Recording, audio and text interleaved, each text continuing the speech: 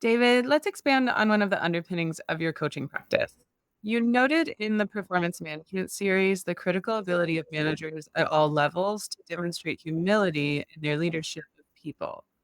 How did you land on this behavior as such a key attribute of successful leaders? I have found over time in my work as a leader of people and through my research and growth over time, and in talking with mentors and people who've been in their own leadership practice, as well as a seminal work that was done many years ago and ultimately came out in the form of a book called Good to Great by Collins.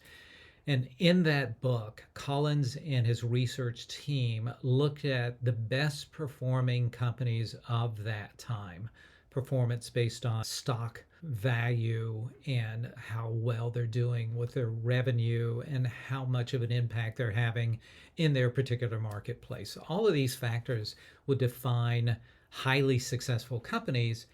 And in their research, they also looked at the top leadership of these companies, working under assumption that top leaders of top companies probably have some shared attributes. And surprisingly, one of the most common elements of top performing leaders in top performing companies was humility, not high ego and bluster, as I describe it that way. No wonder it wouldn't be that. But humility simply meant that when these top leaders would show up in a conference room with other individuals, typically employees, say if they were the CEO, then most everyone they showed up with in the course of their work was likely someone at some lower level in the organizational chart. But if that top leader, if those top leaders were to show up in these meetings or even informally with their colleagues, and they demonstrated a genuine, authentic interest in the well being of others, in helping others be successful. If they led with that interest of others' success, what that would result in from their colleagues was that those colleagues could take risks, they could be creative, they could lean into their work because they knew their boss had their back. They could come up with their wild ass ideas, knowing that their leader gave them the breadth of agency to come up with something that may not be a fully formed idea. But what we've come to learn sometimes, those wild ass ideas may have an element of brilliance in them. And if we'd never given room for those individuals to be able to be broadly expressive, I mean, look at it this way: each of us have our own unique backgrounds.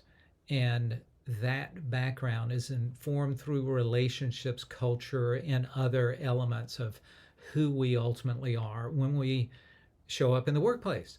And if let's keep it simple, let's say a senior level white male leader has a team made up of people who come from very unique life experiences, a broad range of world experiences, ethnic backgrounds, cultural aspects that make them different. Gender is one of the simplest examples of that. If the senior leader, in this example, a white male, has this authentic nature of interest in others, of wanting them to be successful, well, this is not just an altruistic, nice thing to do, it's a strategy. Because that strategy, when deployed in this fashion, means that those uniquely creative ideas are allowed to surface, right? In other words, instead of that white male looking to hire other white males who share their same worldview, and thus they'll have this narrow way in which information surfaces, ideas surface because they come from shared worldviews. Now you could have this unique creative idea that surfaces in which the leader could say, wow, never thought of it that way. There's something there. And then someone else could say, yeah, what if we took a portion of that and added this element, and so forth. And that's how companies can really distinguish themselves and perform at a higher level simply because the senior leaders show up with this authentic interest in others being successful. They show up with humility, as opposed to those bombastic leaders who say, "Hey guys, you're making me look bad. Get out of my way." But instead, this is a fundamental way in which leaders set themselves apart. Show up with humility. And thus, it is a throughput, a theme that I work into my coaching practice. And I really do try to explore it with leaders. And I'm sort of gently nudging them to get a sense as to whether they bring that with them or we need to put an emphasis on humility. So that's why I put such a focus in the area of humble leadership.